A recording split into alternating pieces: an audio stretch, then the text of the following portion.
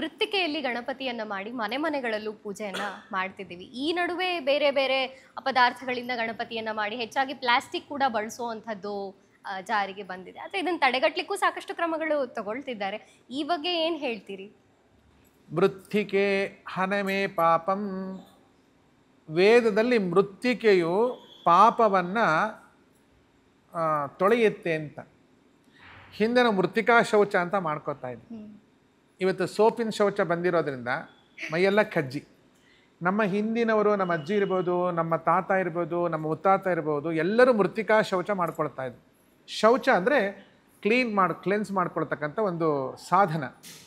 ಕೆಂಪು ಮೃತ್ತಿಕೆಯನ್ನು ತಂದು ಮರ್ಮಾಂಗಗಳಿಗೆ ಎಲ್ಲೆಲ್ಲಿ ನಮಗೆ ಕ್ರಿಮಿ ವ್ರಣಗಳು ಅಥವಾ ರೋಗ ಬರುತ್ತೋ ಆ ಜಾಗದಲ್ಲಿ ಲೇಪಿಸ್ಕೊಳ್ತಾ ಇದ್ರು. ಮೃತ್ತಿಕಾ ಶೌಚವಿಲ್ಲದೆ ಯಾವುದೇ ಕೆಲಸ ಮಾಡಬಾರ್ದು. ಯಾಕೆ ಅಂದರೆ ನಮ್ಮ ಶರೀರ ಶುದ್ಧವಾಗಿದ್ದಾಗ ಮನಸ್ಸು ಶುದ್ಧವಾಗಿರುತ್ತೆ, ಮನಸ್ಸು ಶುದ್ಧವಾಗಿದ್ದಾಗ ಆರೋಗ್ಯ ಚೆನ್ನಾಗಿರುತ್ತೆ.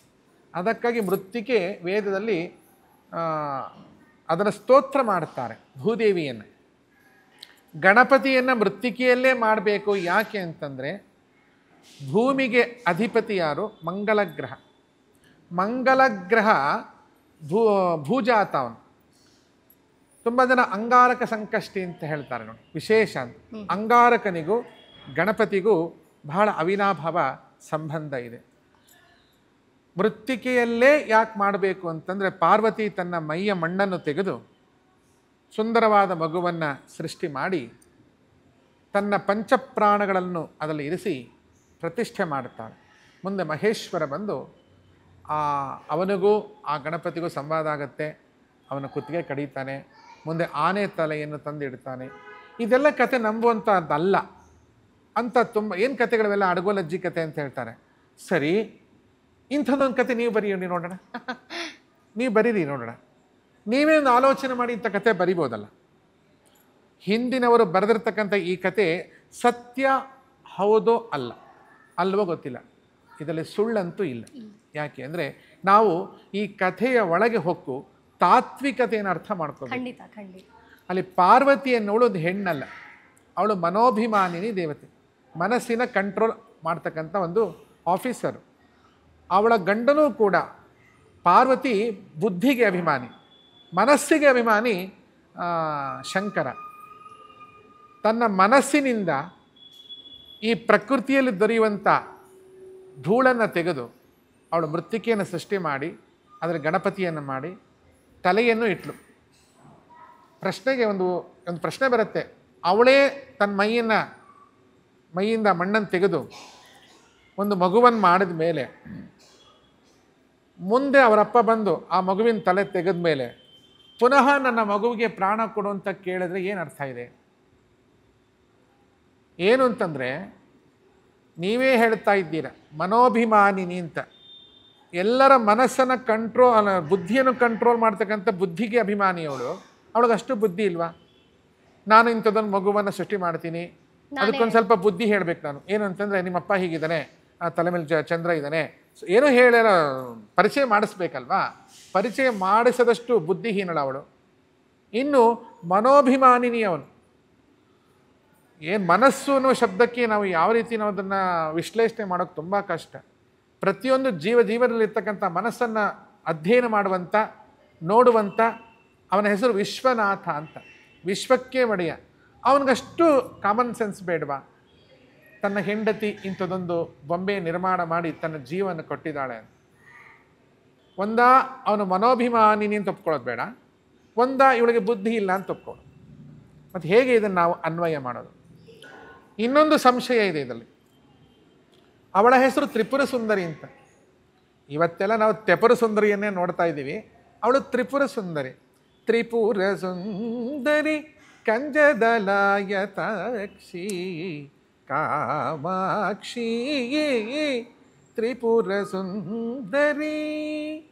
ಇಡೀ ದೇವತೆಗಳಲ್ಲಿ ಪಾರ್ವತಿಯಂಥ ಸೌಂದರ್ಯ ಯಾರಿಗೂ ಇಲ್ಲ. ಅಂದರೆ ದೇವತಾ ಕಕ್ಷದಲ್ಲಿ ಪಾರ್ವತಿನ ಸುಂದರಿ ಅಂತ ಹೇಳ್ತಾರೆ. ಬರೀ ಸುಂದರಿ ಅಲ್ಲ, ತ್ರಿಪುರ ಸುಂದರಿ. ಅವಳ ಹೆಸರು ಇನ್ನೊಂದಿದೆ, ಉಮಾ ಅಂತ.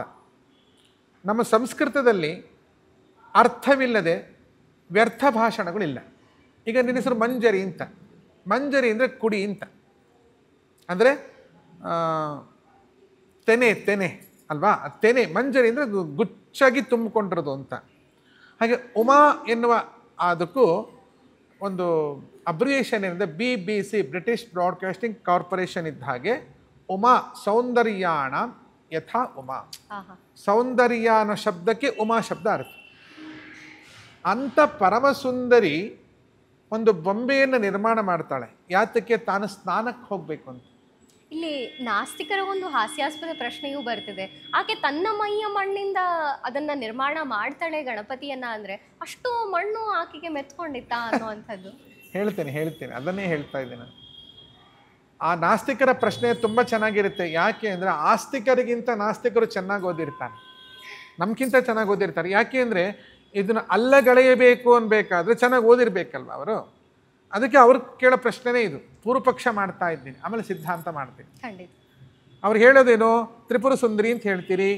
ಅಷ್ಟೊಂದು ಸುಂದರಿಗೆ ಏನೇ ಆಗಲಿ ಒಂದು ಮನೆ ಬಾಗಿಲು ಕಾಯೋಕ್ಕೆ ಒಂದು 3 ತಿಂಗಳು ಕೂಸಂತೂ ಮಾಡೋಕ್ಕಾಗಲ್ಲ.